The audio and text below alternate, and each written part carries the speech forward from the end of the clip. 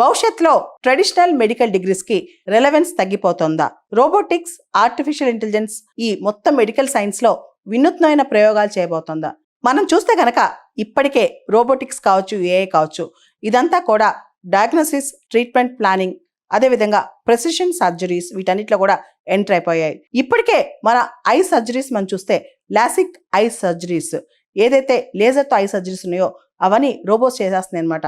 భవిష్యత్తులో అసలు సర్జరీస్ కూడా రోబో చేసేస్తుందంట.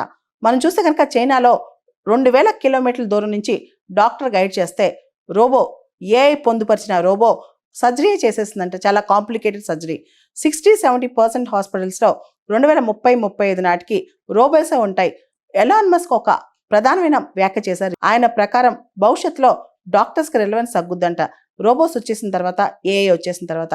అయితే ఎవరైతే డాక్టర్స్ ఏఐని, ఆర్టిఫిషియల్ ఇంటెలిజెన్స్ని కమాండ్ చేయడం నేర్చుకుంటారో, ఎవరైతే డాక్టర్స్ రోబోస్ కూడా కమాండ్స్ ఇవ్వగలరో వాళ్ళు మాత్రమే ఇన్నోవేటర్స్గా మిగిలిపోతారు.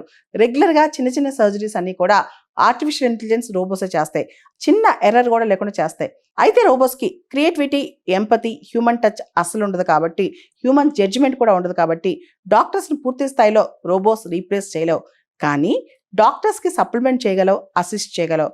కాబట్టి భవిష్యత్తులో మెడికల్ సైన్స్ చదవాలనుకునే వాళ్ళు ఏఐతో, రోబోటిక్స్తో వర్క్ చేయాల్సిన పరిస్థితి తప్పనిసరి అన్నమాట.